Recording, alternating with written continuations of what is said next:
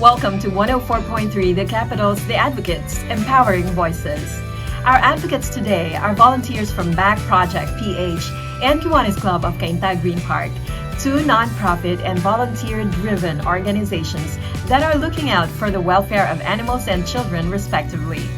For our furry friends in need, BACH Project PH fights for animal welfare, and for the future generation, Kiwanis Club of Cainta Greenpark nurtures and empowers children, following its motto, serving the children of the world.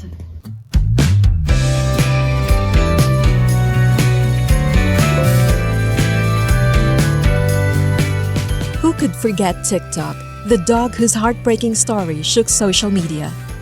Shot with 5 dart arrows, TikTok's suffering was captured in a single photo taken by a concerned citizen.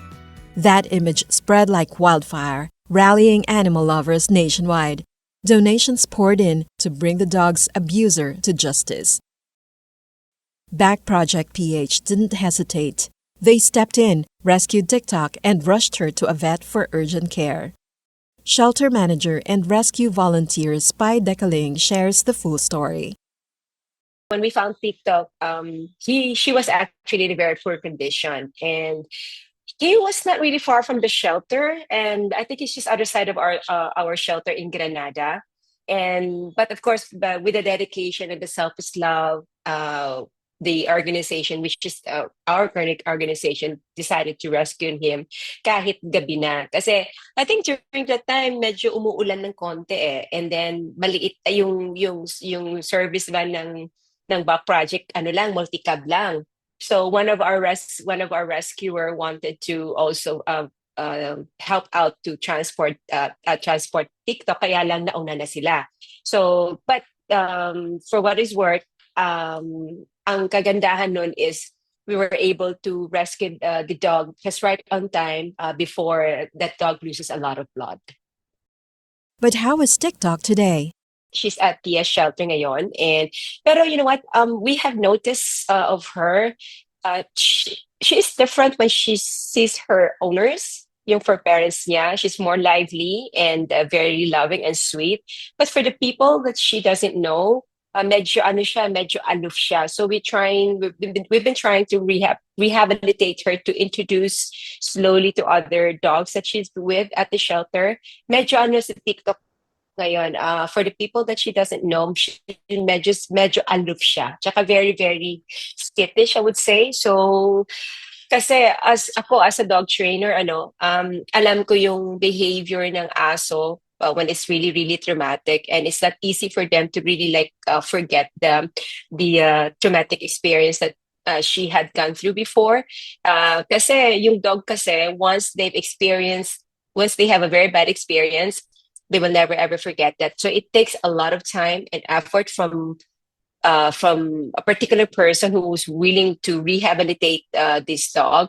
It will take a lot of love and patience and sabihin na natin commitment. So but we're looking forward na TikTok will be okay in a sense of trusting humans again, aside from her pet owners.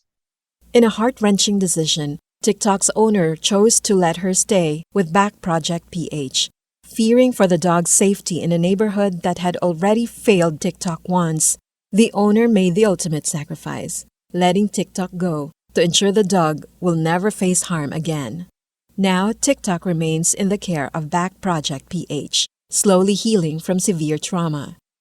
Yung bata actually decided not to send TikTok back home sa kanila kasi ang worry niya, baka daw babalikan yung aso. And the same time, kahit daw mabigat daw sa puso niya na hindi niya maiuwi yung aso niya, but because of the love and the selfless naman batang ito, mas prefer niya na i-keep na lang namin muna daw si TikTok sa shelter namin. And then he will just have to visit TikTok whenever he can, kahit daw medyo malayo daw sa kanila.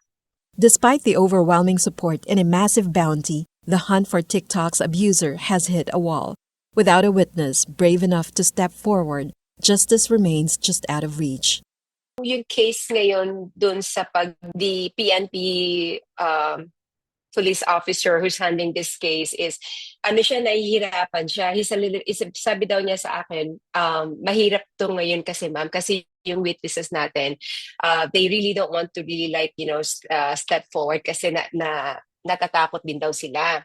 So for us as the animal rescuer, that is the frustrations that we are actually always try to deal with emotionally and mentally. Because as much as we want to give the animal who were the victim of the animal cruelty justice, medyo mahirapan din tayo dyan unless na meron tayong solid na witness that we're willing to like talaga, okay, I'm gonna do this for the sake of the animals.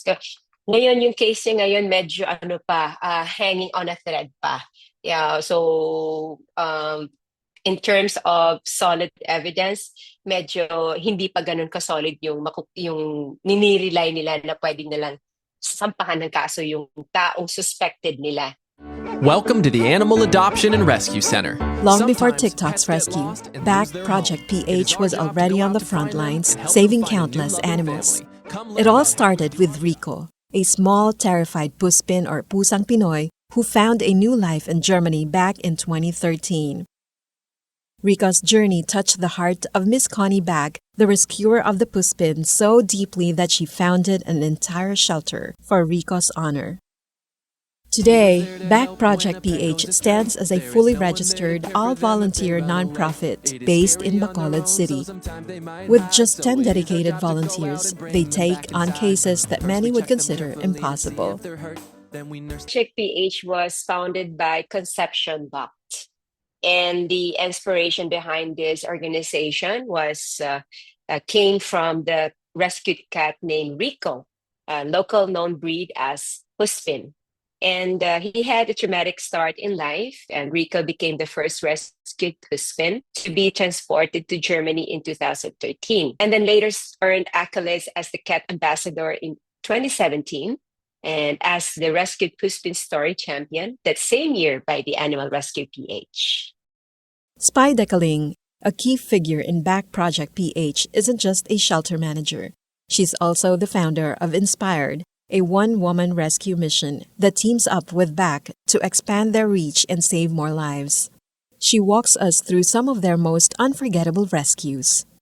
Last year, we have had rescued 5 breed dogs, and these are Belgian Malinois and one, I think it's American Bully, I think. They were actually contacted by another NGO, which is Inspired. And this individual NGO Inspired contacted BACH Project because we really have a good relationship with each other, right? So ang ginawa nito is we joined together to rescue these 5 Belgian Malinois and 1 American Bully. And the cases of this, why would I say this is very special? Because hindi lang sila hindi lang sila asong Pinoy. They're not just local breed. This is with breed dogs. And the sad thing about the animal cruelty and responsible pet ownership, it doesn't only rely on the local breed. It also goes to with the breed dogs. Kasi mas mahirap yung may breed Kasi yung may breed, hindi sila ganun so easy to adjust. Very flexible sila. They can easily get adjusted.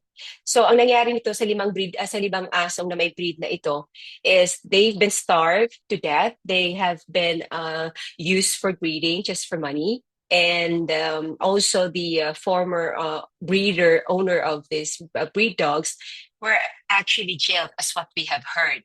So, and then napabayaan ng pamilya yata. And so ginawa nung kapitbahay nila, nag-contact doon sa Inspired Rescue. And then ito si Inspired, humingi ng tulong din sa BACH Project. And then they wanted to rescue this dog right there and then. And now we have the dogs with us. But unfortunately, 2 yung namatay because of the underlying condition dahil nga dun sa pinabayaan ng dating breeder nito. They were like really skin and bones. Can you imagine? Skin, para silang zombie. They're like walking zombie dog. So, but the one of the biggest dog, which is named Big Boy, we were able to rehabilitate him and have find him a home. And now he's really enjoying his life with a new family, with a big place to roam around off leash. Yung lugar nila is just right beside or in front of the beach. That's the very good story talaga. Yung happy beginning ng asong ito named Big Boy. And he's a Belgian Malinois breed. This is a perfect example of the happy beginning of the Belgian Malinois living his life with the new family. Finding a loving home for a rescued animal isn't just about handling them over to an adopter. BACH Project PH enforces strict screening to ensure every rescue is placed in a home filled with love and care. But even the most rigorous process isn't foolproof. Whenever we're really strict to screening the adopters, because we also had experienced failure adopters that talagang binalik sa amin yung adopted na sana na aso or yung pusa. Kasi meron kasi yung iba recently, we just actually rescued back her name was Mabel, and they named her different. I think Hazel na ngayon. So the owner of this rescue supposedly, right, like promised us that they wanted to take care of this dog. We're not able to meet yung panahon nila na ibibigay dun sa aso. So ang ginawa, tumawag sa amin uli. And then, yung reporter din, nakisuyo din sa amin na pwede niyo nalang kunin to kasi baka saktan ito ng certain particular na tao. So, sabi niya, kukunin lang namin kasi inadapt niyo din naman itong asong ito. Might as well na hindi niyo kayang alagaan, ibabalik na lang natin dun sa shelter. So, I think we went there siguro, around 10 o'clock in the evening. So, we were able to get the dog, Mabel, before, and now her name was Hazel.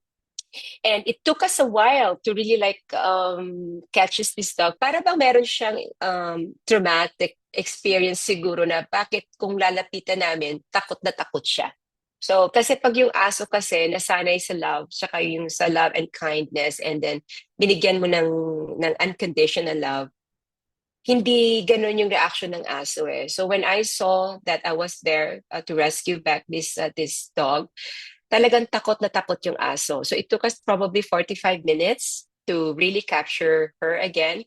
And then as soon as she's back to our shelter, but before that we brought her to the vet to have her check first, and then went back to the shelter. Right now, medyo okay na siya ngayon. Hindi lahat ng rescues, tsaka hindi lahat ng rescue na ina-adapt ay masaya yung ending. So meron din yung failure din na binabalik din sa amin. Or there are times then na pagkatapos na na-adapt na sila, nagkasakit yung aso, namatay eventually.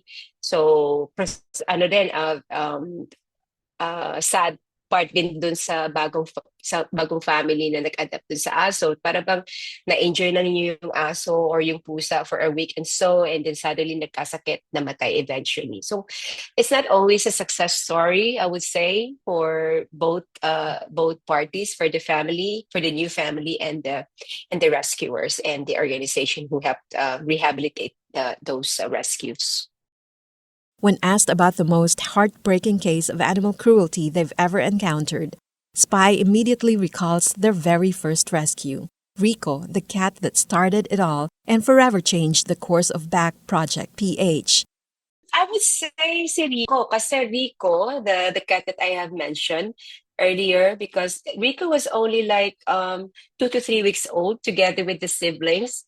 And Rico was stuck inside a sack, yung parang plastic bag yata, plastic sack. Tapos they were actually thrown to a small creek, and then she is, or he's the only one who survived. And that really I would say the mind of all the rescuer who were involved rescuing this cat, that really made a mark, especially to the founder of this organization, which is Miss Connie Gonzaga Lopez. Not every rescue ends in a happy story. Some animals don't make it, and for Spy and her team, those losses are devastating. How do they keep going despite the heartbreak? I want to add what you just mentioned earlier about emotional stress and not only financially, right? So I want to be specific about the emotional stress. So particularly for the founder of this organization, which is Miss Connie, right? As what Connie's been telling me and all of her volunteers, she always says to me that, you know what, Miss Pai, every time as one of our rescue dies, I had to mourn this rescue. I had to shut off a little bit. So it takes a toll to her health. Spy has dedicated her life to this cause, but it hasn't come without personal sacrifices. What has she given up to fight for these animals? Looking for the right job. You can never be an animal rescuer or animal advocate or run a shelter if you are not 100% committed. For the rescuers of BACH Project PH, every second counts. They're always ready. Spy even keeps a cage and leash in her car at all times, prepared to save a life at a moment's notice. Ang ginagawa namin, we just do it. Wala nang questions. And when it's really needed to rescue, we just go there and rescue. Get the service car or the motorbike or whatever it is, what transportation that we need to bring with us, and a cage and a helper, or kahit nga minsan mag-isa lang eh. Mag-isa lang kaming nagre-rescue. For me, myself, I've experienced so many of my rescues. My God, dear.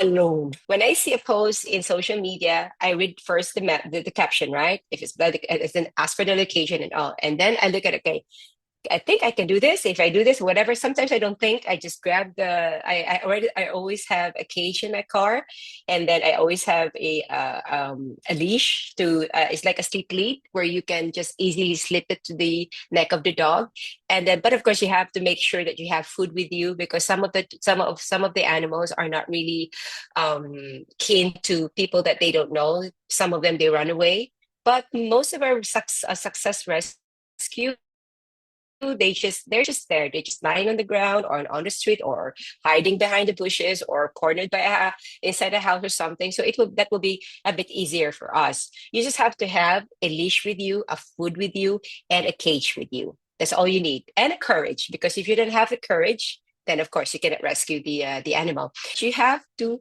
approach the animal in a very, very delicate way. You cannot just like go there and put the leash on him or on the dog or a cat, because you don't know what will be the reaction to it. So you just have to calm down, kneel down, and then just be quiet, talk to the animals softly. And sometimes I don't talk to the dog. I just kneel down and let this dog feel my energy, and then that my energy projects to this animal that you're going to be okay. I'm not here to harm you. Eventually, the dog or the cat understands your intention. What's the real state of animal abuse in the Philippines today? There is really happening here in our city or in our country, the animal cruelty and negligence, and then yung pag-abandon ng mga aso nila, or yung pinapahirapan yung mga aso kahit na may may-ari na sila. Social media has become a powerful tool for BACH Project PH. They use it not just to update followers about the rescues, but to spread awareness and inspire others to take action. But even with the transparency, online bashers remain relentless. Sabi ko, oh my God, why there's the people doing this? And then there's the picture, there's a photo, there's a video, there's a vet clinic, whatever. And then they still have the nerve, to bash yung mga animal advocates or yung mga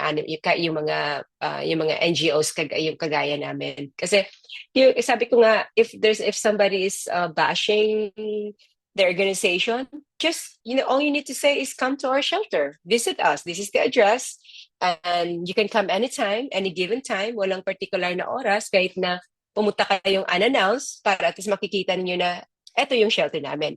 SPY hopes to see more government efforts in educating communities about the Animal Welfare Act and responsible pet ownership, starting with LGUs and schools.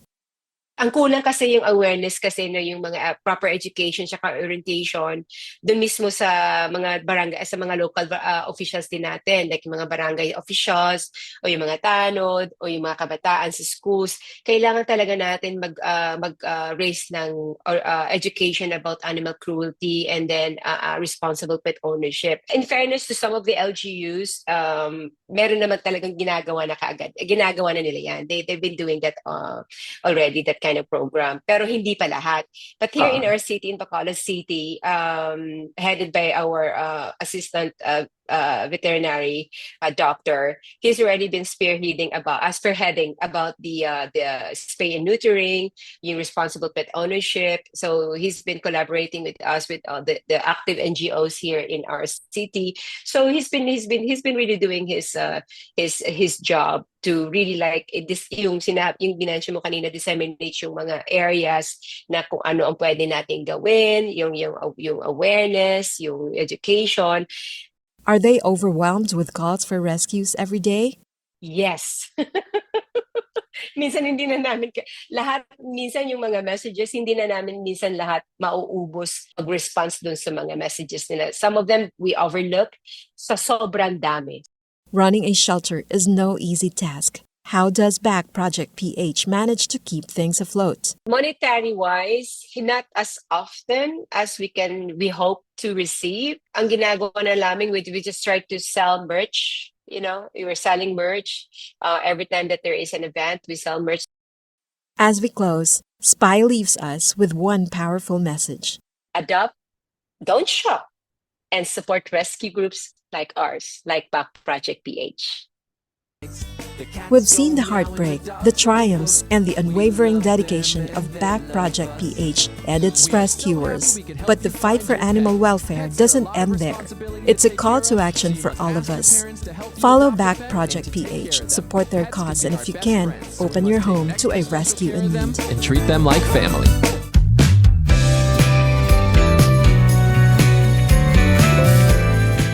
This is where the voices of the voiceless are heard. The Advocates, Empowering Voices. Hosted by Rochelle Rubio on 104.3 The Capital.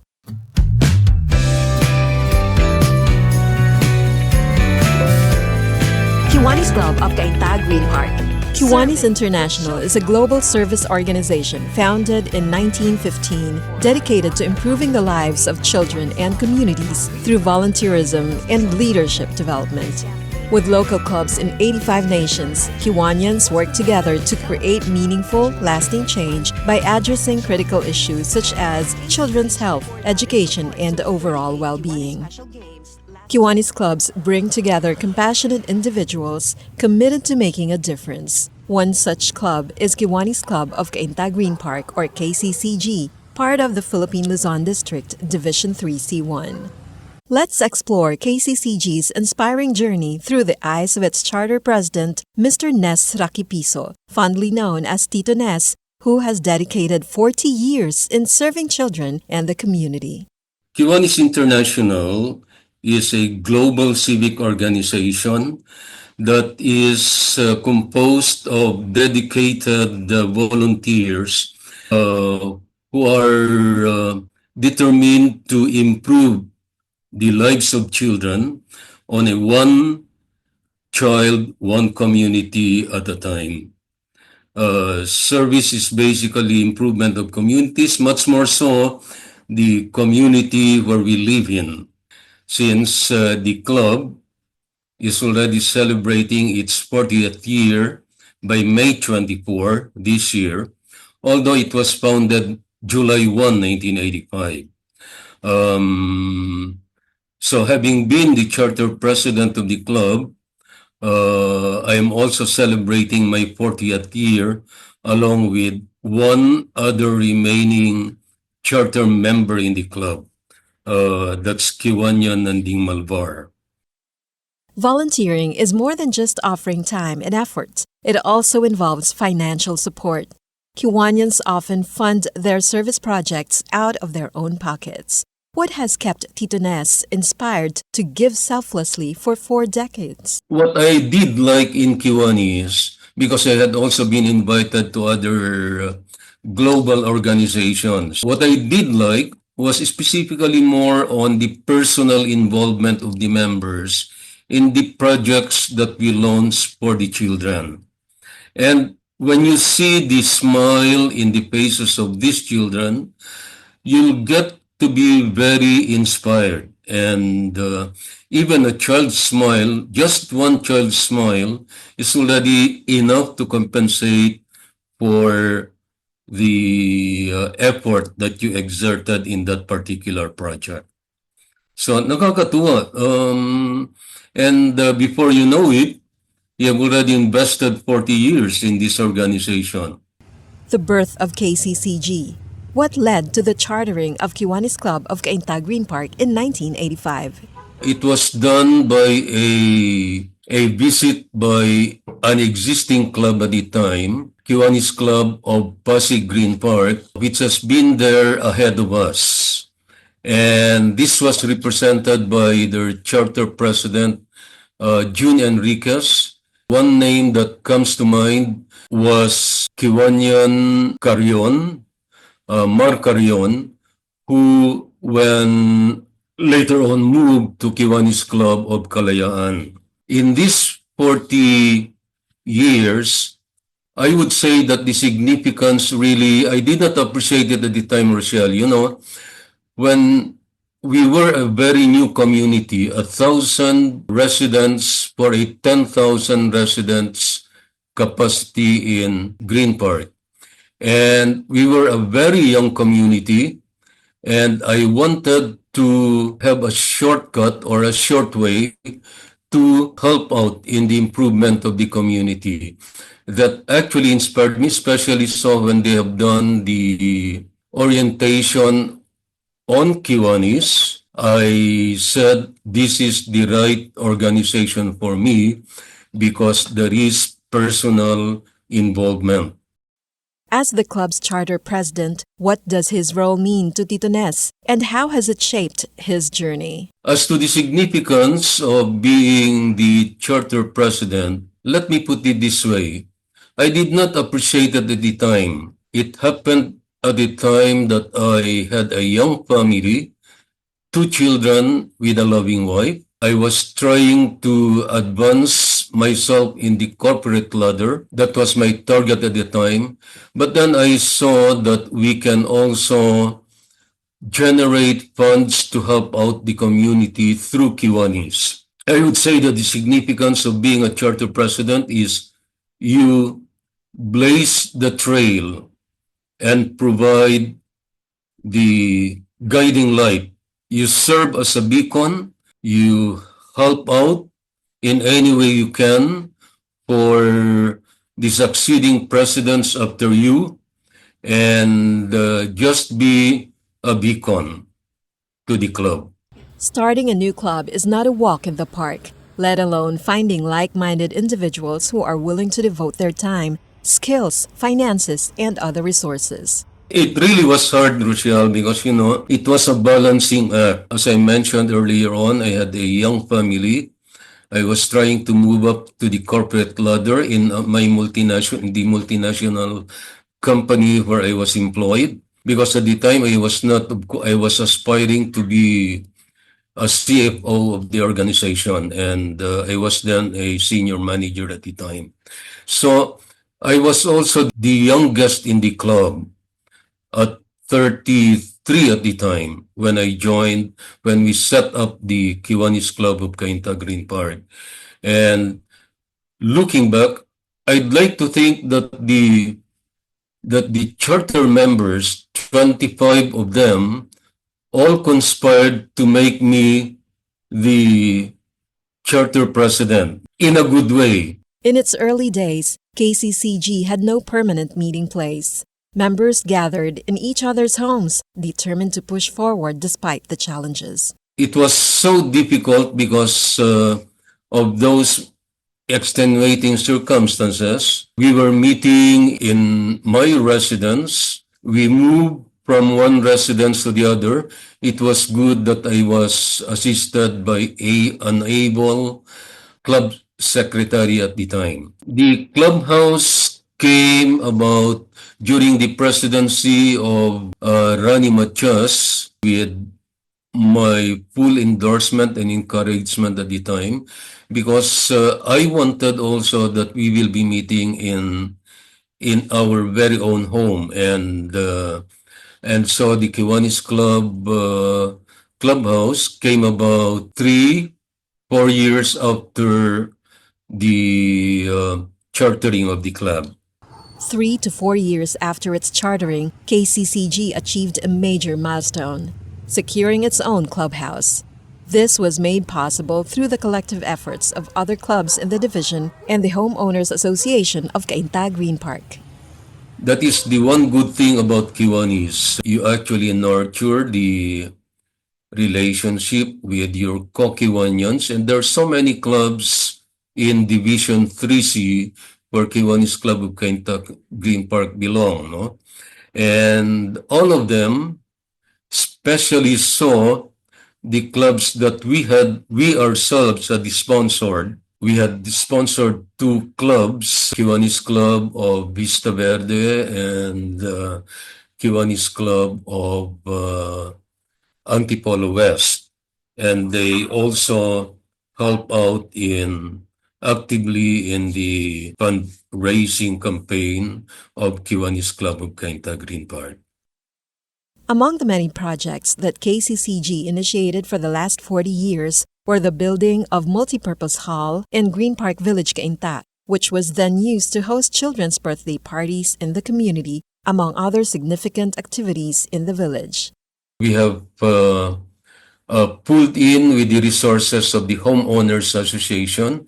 50% of the funding came from Kiwanis Club of Cainta Greenpark, and the other half came from the Homeowners Association. 40 years hence, up to now, it's still the same multipurpose hall that is being used by the homeowners. So that's one.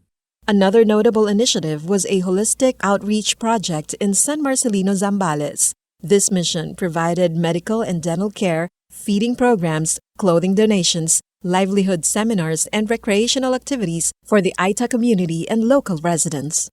That targeted the indigent Aitas. And, we went on a bus and we spent overnight in Zambales just so that we can be there at the project site just after the Pinatubo eruption. Lo and behold, about 400 to 600 Aitas came down from the mountains.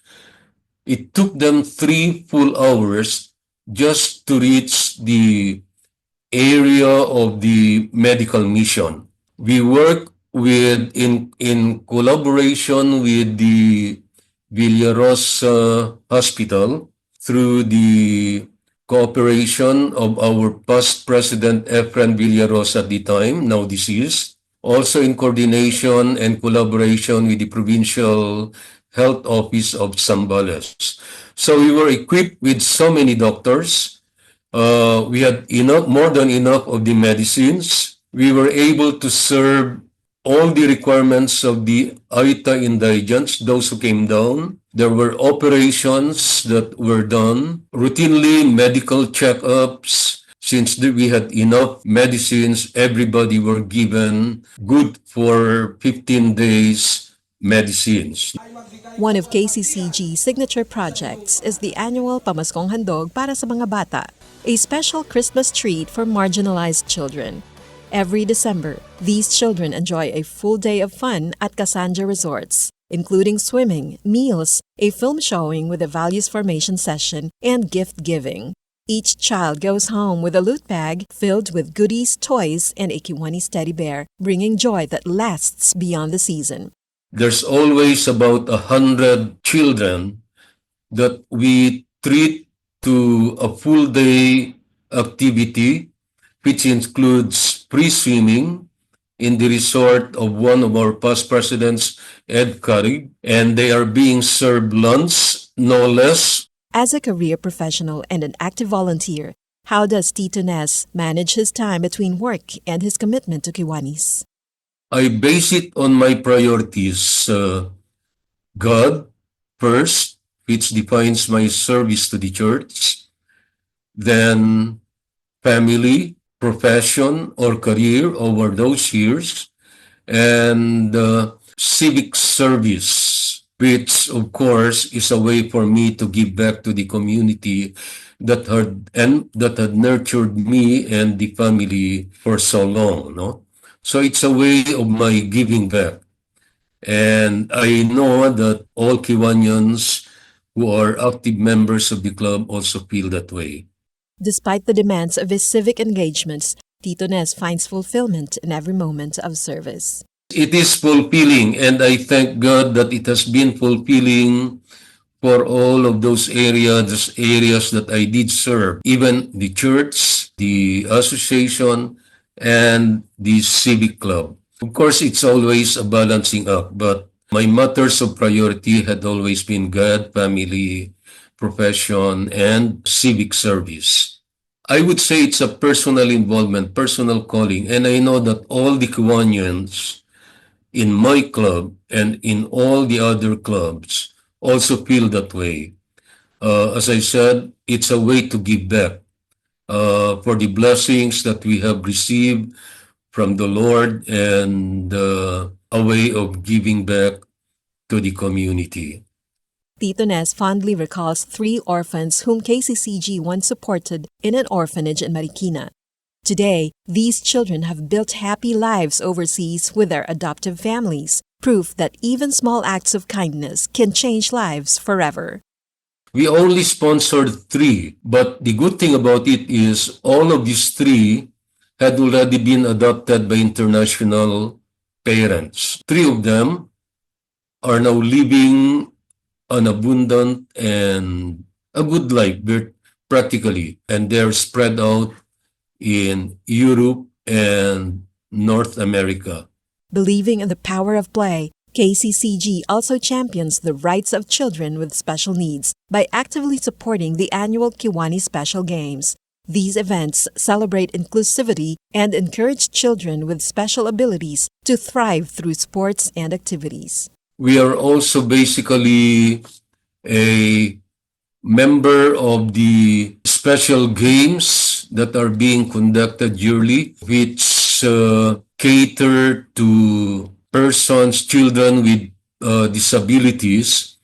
And it's noteworthy to state that it was on its 39th year last February of this year, 23. As the years go by, the mission remains the same: to serve, to uplift, and to inspire. Tito Nes, along with KCCG, calls on more individuals to embrace the spirit of volunteerism and give back to the community. Because when we serve, we don't just change the lives of others, we transform our own as well, especially the children of the world. Take opportunity to be of service to children, to be able to give back to the community for all the blessings that you have received over all those years. And if you do that, it will inspire the children who will later on become adult, and they will also, it's like planting a seed, they will also follow your suit, and they will also become civic leaders, and they will also help in the upliftment of the children. Service is not measured by the years we dedicate, but by the hearts we touch and the lives we change. For 40 years, KCCG has been a beacon of hope, proving that when kindness and commitment come together, communities thrive and children's futures are brighter. As we look ahead, let us remember, the best way to create change is to be part of it.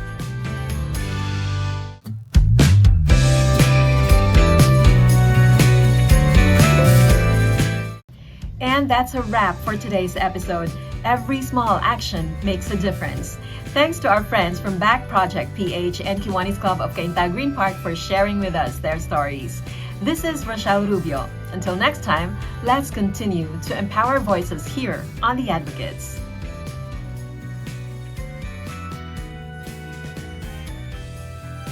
This is where the voices of the voiceless are heard. The Advocates, Empowering Voices. Hosted by Rochelle Rubio on 104.